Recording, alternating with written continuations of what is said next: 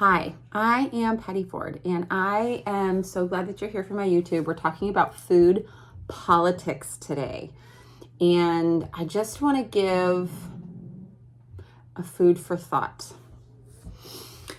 The immersion, the conflict of the food industry, so that's one.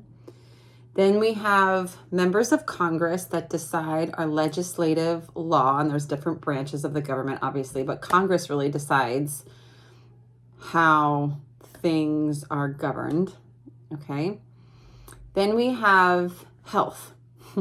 So there's three different things that can affect your day. Food industry, and their main goal is to sell product. Health is you want to have a long and healthy life. That is a personal interest.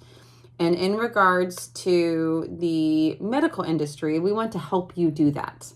Whether it be wellness care, sick care, whatever you want to call it, typically most people want to have good health. Then you have the governing bodies of politics where they want to help people be governed well, typically. And when you have politics involved, then there's relationships and networking and money, and all of these things are involved. In the 80s, there was a production of First. It was called the Surgeon General's Report on Nutrition and Health.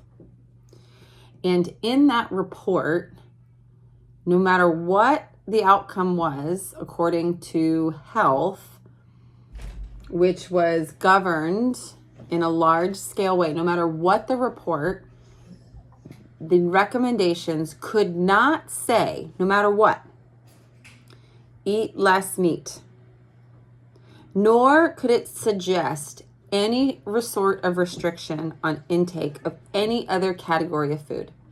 So this was in the 80s. In the 80s, the political climate, there was an industry-focused climate, and they were nervous that the beneficiaries in Congress that were related to the food industry would be mad that the health report would say eat less.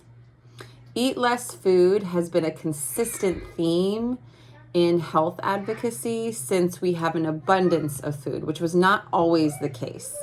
So we're in a climate right now where there's an abundance of food. Most people.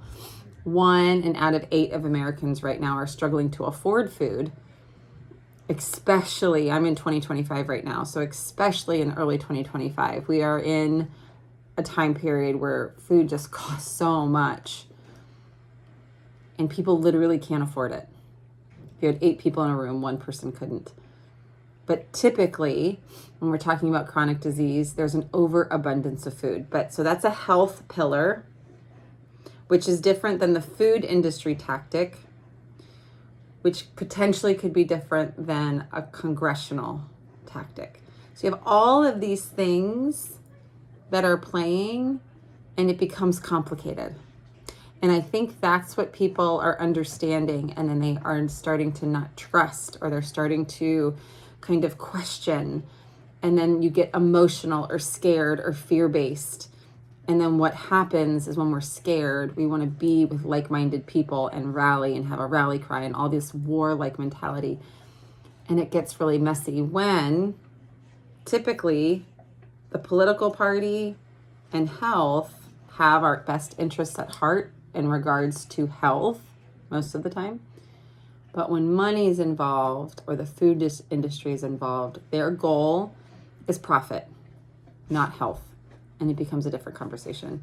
So next time you're looking at legislative law or people having conversation, it's usually a deeper conversation. It's more nuanced, and there's a lot more at stake, which becomes complicated. So I hope this helps. If this interests you, a great resource would be an author. She's also a researcher, a professional. She's been in the industry for a very long time, which is Marion Nestle. I have found she was one of my favorite authors when I first got introduced to food politics. I hope this was helpful. Okay, bye.